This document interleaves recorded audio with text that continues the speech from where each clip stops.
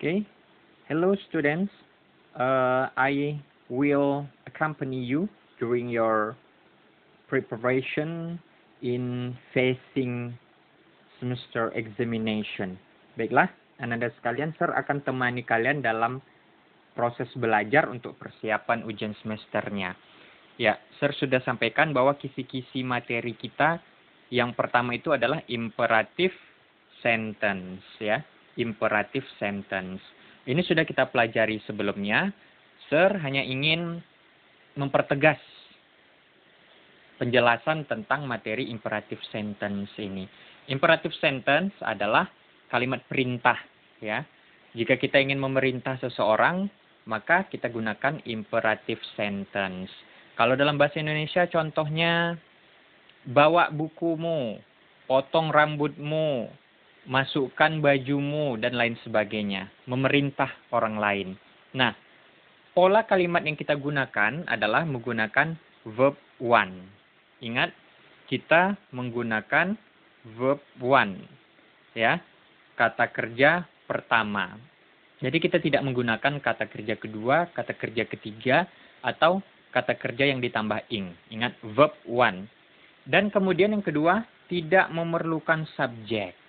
Ya, tidak ada subjek dalam imperative sentence. Kenapa? Karena subjek yang ingin kita suruh itu sudah jelas. Kalau kita mengatakan rapikan bajumu, maka tujuan kalimat itu adalah kepada lawan bicara kita. Okay? We will see the example of imperative sentence. Contohnya, yang pertama, clean the whiteboard. Ya, clean the whiteboard. Kita analisa kalimat ini. Tadi polanya menggunakan verb one. Clean. Oke. Clean itu kata kerja pertama. Kemudian tidak memerlukan subjek. Nah, di kalimat kedua, kita perhatikan, cleaned itu adalah kata kerja kedua ataupun ketiga dari clean. Maka, kalimat kedua ini tidak tepat pola imperative sentence-nya. Karena dia menggunakan clean. Kemudian yang ketiga, ya perhatikan di sana ada you. You itu subjek. Sementara di awal tadi, imperative sentence itu tidak memerlukan subjek. Maka kalimat kedua dan ketiga ini tidak tepat ya Ananda sekalian. Jadi, jika nanti di ujian Ananda menemukan soal imperative sentence, maka cukup perhatikan kata di awalnya. Ya, perhatikan kata di awalnya.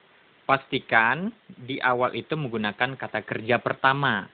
Bukan kata kerja kedua, bukan kata kerja ketiga, bukan kata kerja ing. Ya.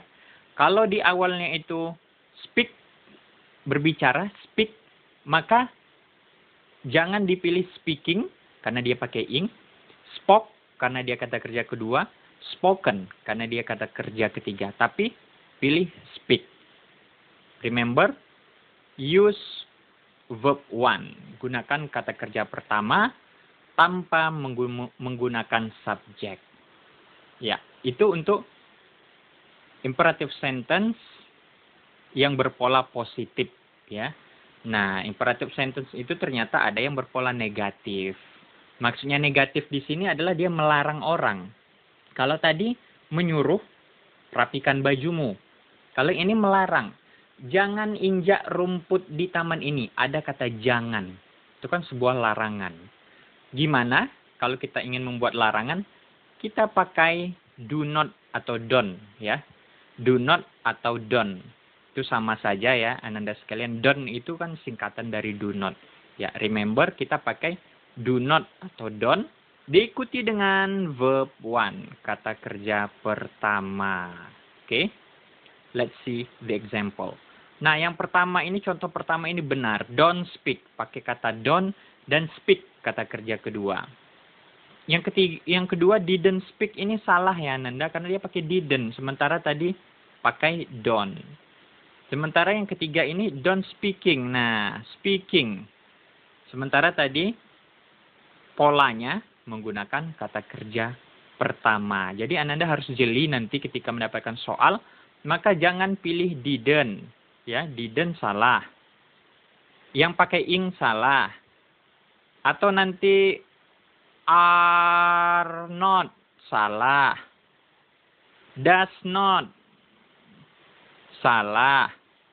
Semuanya ini kata kerja bantu, tapi di dalam imperative sentence kita gunakan do not atau don't.